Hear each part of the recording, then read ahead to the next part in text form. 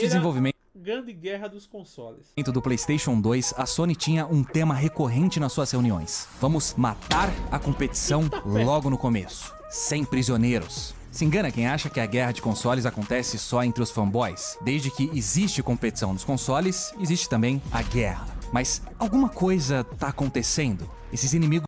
Pioneirismo é um negócio cabuloso na internet, né, velho? Parando pra pensar assim, 2 segundos. Pioneirismo é um negócio engraçado, né, velho? Veja, por exemplo, o Mano Davas, o mago David Jones, um dos primeiros canais de game no YouTube, e o miserável literalmente mandava 7 vídeos ou mais por dia. Às vezes os vídeos eram panga, era, mas ele fazia. E hoje ele tá aí, toradaço. É sapiente? Mais ou menos. Mas o cara conseguiu mudar o sucesso dele. Vê o Zangado. Algum momento da vida, alguém aqui conheceu o canal do Zangado. Seja pelo vídeo dele das primeiras meia hora, seja as reviews, seja preview, tá ligado? Seja história, alguém viu o Zangado. Hoje em dia, eu acredito que ele não tá mais como era antes. Mas ele foi brabo na época dele, entendeu? Isso tudo por quê? Porque eles eram pioneiros. Pronto, eu vou dar um exemplo mais velho ainda. Venom Extreme. Cara famosão, gente. Ele era famosíssimo. Hoje em dia o cara sumiu. Cara, olha, o Guilherme Gamer foi um dos primeiros a fazer jornalismo de jogo, se não me engano. Pô, velho. Caramba, o Guilherme Gamer, né, velho? É muito velho, bicho. E esses caras, cadê esses caras hoje em dia?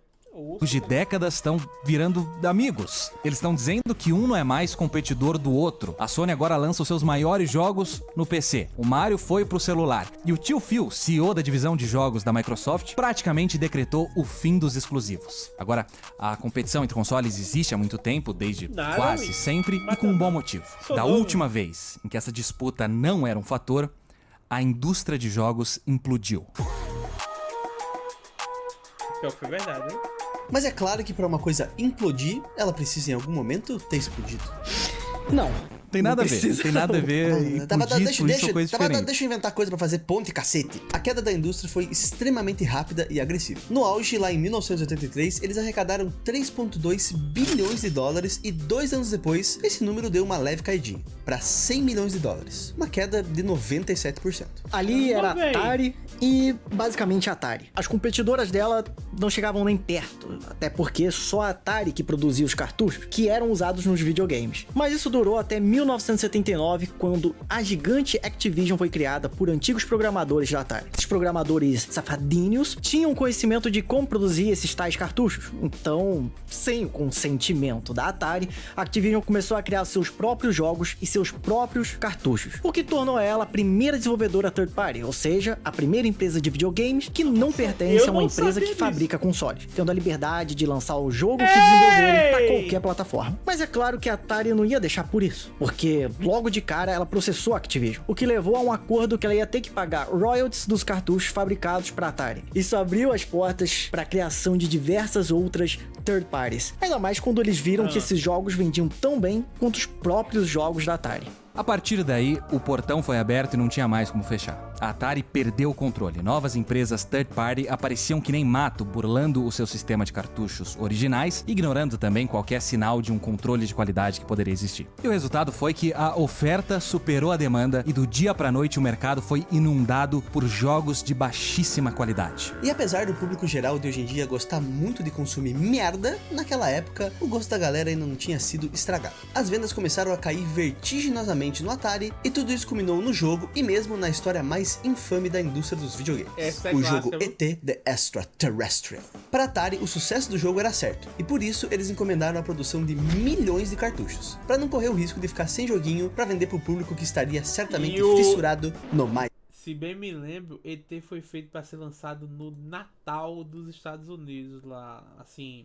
é o período que eles vendem absurdos de brinquedos, tá ligado? Natal dos Estados Unidos, eu digo que assim, porque lá, assim, o consumismo é absurdo, principalmente no período de dezembro, tá ligado? Ou seja, bruto. Mais novo sucesso videogameístico do momento. O jogo foi desenvolvido em mais ou menos 5 semanas e ficou uma absoluta bosta. Com a qualidade baixíssima de produção e reviews extremamente negativas, ET simplesmente parou de vender. E a Atari se viu com um barracão lotado de jogos que eles não conseguiam se livrar. E foi aí que, com o barracão cheio, tendo que pagar aluguel todo mês para manter esse lixo de produto armazenado, a Atari tomou a decisão de simplesmente enterrar no meio do deserto do Novo México os cartuchos de ET e, consequentemente, a indústria inteira. A crise da indústria de jogos de 1983 foi, para todos os efeitos, o fim dos videogames. O nome disso no Japão, aliás, é muito melhor. Foi o Atari Shock. E o principal motivo é justamente esse choque, onde você, na prática, não tinha competição alguma e de repente surge uma competição descontrolada. Ali, algumas coisas ficaram claras. Que essa coisa de ter videogame em casa foi muito provavelmente uma moda passageira e que, se isso fosse dar certo de novo, seria sob a lei do punho de ferro. A Nintendo reviveu a indústria dos videogames com o NES, conhecido popularmente como o Nintendinho. Só que diferente da falecida Atari, a Nintendo mantinha um controle rígido da qualidade dos jogos que era lançado pro seu console. Pra você ter noção, as publishers só podiam lançar 5 jogos por ano pro Nintendinho. 5 jogos. 5. Na terceira geração de consoles, a Nintendo não teve nenhuma competição real. Os números de venda enganam. Enquanto o Master System da Sega vendeu quase 1/3 do Nintendinho, cerca de 8 milhões de unidades foram vendidas no nosso Brasil. No nosso Brasilzão, Ei. né, Fuji? No nosso Brasilzinho. Eu não sei se sou o Master System ou sou o Mega Drive, mas ele foi o console mais vendido de todos os tempos por um grande tempo, velho. E assim, se bem me lembro, foi exatamente isso, pô. Até o PS2, um dos consoles, o console mais vendido da Terra, não lembro se foi o Mega Drive ou se foi o Master System, mas foi um deles. E boa parte disso aí foi aqui no BR. Ah, tá bom, desculpa. Se a gente contar só os maiores mercados da época, foi um massacre. 55 milhões no Japão e Estados Unidos para Nintendo contra 3 milhões para Sega. O trono da Nintendo não foi ameaçado ainda. Aqui no Agora, Brasil. na quarta geração, duas coisas entraram na equação. A Sega como uma concorrente a ser levada a sério com o Mega Drive e, com isso, a primeira e verdadeira guerra de consoles. Mas a SEGA tinha algumas vantagens em relação à Nintendo, porque ela fazia o contrário. A Nintendo lançar jogos era muito burocrático, limitado, complicado. Já a SEGA prezava pela flexibilidade. Era tudo mais fácil, sem tanto controle assim. Vamos dizer que você recebe uma cartinha te chamando para um pequeno torneio de luta cujo nome é Mortal Kombat. Você espera que alguma coisa com as palavras mortal e combate no nome? Ô, Goiabaman, a gente acabou de ver uns 2 vídeos do Gamera, negão. Aqui a gente já acompanha até um tempo já. Provavelmente envolva um pouquinho de violência e sangue, certo? Bom, não se você for a Nintendo. Na versão de Super Nintendo, a violência foi diminuída ao extremo com fatalities modificados e sangue substituído por um líquido branco, que podia ser suor, saliva ou, né? Já a versão do Mega Drive tinha sangue e era um produto para adultos. Era brutal, cruel e não era esse brinquedinho de criança. E essas diferenças entre os jogos se tornou grande parte da indústria naquela época. Em 1993, se você tivesse em suas mãos um Mega Drive, você poderia finalmente controlar o seu herói da Disney preferido em Disney's Aladdin. Um plataforma 2D com gráficos incríveis, além de uma jogabilidade desafiadora e precisa que com certeza marcou a infância de muita gente, principalmente aqui no Brasil. Porém, se você fosse uma criança mais abastada e que tinha em suas mãos um Super Nintendo, tudo que você podia fazer para controlar o seu herói preferido da Disney era jogar Disney's Aladdin. Uma plataforma 2D com gráficos incríveis, além de uma jogabilidade desafiadora e precisa, e que era praticamente uma cópia da versão do consolezinho da Sega. A arquitetura do Mega Drive e do Super Nintendo era muito diferente, e se uma empresa quisesse lançar um jogo nos dois videogames, um port não era o suficiente. Cada versão tinha que se adaptar às forças e fraquezas do... Ele provavelmente vai explicar, mas quem acabou literalmente com a SEGA, inclusive se não fosse isso, eles absolutamente estariam ainda hoje, foi a SEGA Japão, que vetava tudo o que a SEGA NA fazia, velho. Seus respectivos consoles. E por isso, versões do mesmo jogo se tornaram comuns. O caso de Mortal Kombat foi, claro, um assunto controverso na época. Ainda mais quando até ali videogames eram considerados brinquedos de criança. Mas, como uma estratégia de guerra, isso representou uma vantagem enorme para a Sega. O Mega Drive foi virando console para crianças mais velhas, mais maneiras e ousadas, que aguentavam e até curtiam um pouco de violência. E essa imagem foi cuidadosamente criada pela empresa. A Sega não foi nem um pouco tímida nos seus ataques diretos à sua rival. Enquanto a Nintendo construiu o seu império seguindo as regras rigorosamente, a Sega ameaçou o trono pensando fora da caixa. Essa é a beleza da competição. O sangue de Mortal Kombat no Mega Drive causou tanta polêmica que o Congresso dos Estados Unidos começou a pressionar a indústria a se regulamentar. E a resposta foi a criação da ESRB, o grupo responsável pela faixa etária no cantinho das capinhas e que, eventualmente, criaria o seu próprio evento para celebrar o espírito dessa competição. Agora, a rivalidade entre a Nintendo e a Sega virou um evento cultural, com cada empresa tentando ganhar uma vantagem sobre a outra. Uma dessas tentativas virou o Sega Mega CD, um leitor de CD que podia ser acoplado no Mega Drive. Então, pra não ficar pra trás, a Nintendo foi correndo pra fazer a sua versão de leitor de CD pra acoplar no Super Nintendo. E foi aí que a Sony entrou, o que acabou chegando em um acordo com a Nintendo pra fazer esse tal acessório. Só que as conversas foram avançando e avançando, até que resolveram não só fazer esse tal acessório, mas também um novo console juntos, o famoso SNES PlayStation, que é brasileirado por mim, Super Nintendo PlayStation. PlayStation. Você tá ligado que o Play 1 da Nintendo tem um rapaz ainda que tem, né? Acho que o cara zelador do lado da Nintendo, alguma coisa assim. A turma queria se livrar do protótipo e disse: meu irmão, joga isso aqui fora, tá ligado? Ele pegou e disse: não, leva pra casa. E ele tem até hoje o Nintendo PlayStation e alguns jogos. É doideira demais. Na fatídica CES de 1991, onde a Sony anunciou a sua entrada oficial na indústria de videogames, antes de ser imediatamente retirada à força. Um abraço da Nintendo, irmão. Mas a verdade é que durante as negociações com a Sony, a Nintendo já não estava realmente satisfeita com esse acordo todo. O medo principal da gigante japonesa era perder o controle sobre o licenciamento de jogos, e dividir mais ainda o dinheiro que ela ganhava como publisher. Com o acordo sendo fechado, sempre que um jogo fosse lançado em CD, uma parte dessa grana iria direto para a Sony. E a verdade é que não parecia inteligente criar um potencial rival de mercado só por um acessório para rodar CD. E a ironia é um treco muito doido mesmo.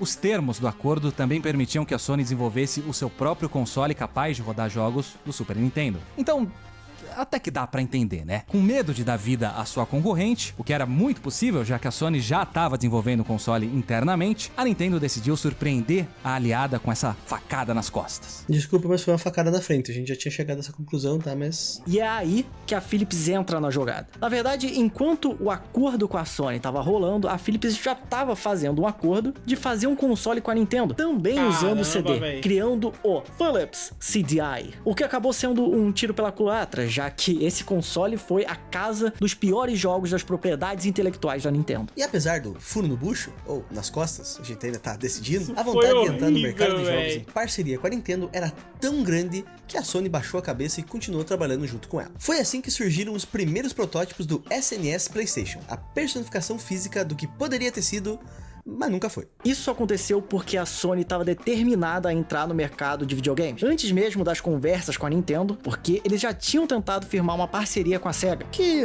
obviamente não foi pra frente, né? No final foi isso. Ninguém estava muito feliz com o acordo, então a Sony decidiu pôr em prática o que já devia ser o seu plano desde o início. Tirar o SNES do nome e criar o só PlayStation. Agora, Ainda isso não bem, significava né, véi? muita coisa. Ela tinha grandes ambições e mais Ainda nada. bem, O PlayStation ainda seria o novato, brigando com Davi e Golias. Na quinta geração, a competição tinha aumentado. Se a Nintendo seguia as regras e a Sega quebrava elas, a Sony teria que fazer uma terceira coisa. Porque a Nintendo tinha uma vulnerabilidade, já que basicamente o sistema dela ia contra a inovação. Cara, cada cartucho em branco dela que ia pros devs custava até $35. Levava meses pra produzir, sendo que a Nintendo exigia que as third parties fizessem grandes encomendas e pagassem já de cara pra ela. Isso acabou causando um efeito colateral na indústria, porque as empresas não tinham margem pra arriscar em jogos mais criativos, variados, ou mesmo que tinham algum risco envolvido, o que fez ser lançado em 1994 em torno de 16 jogos de beisebol.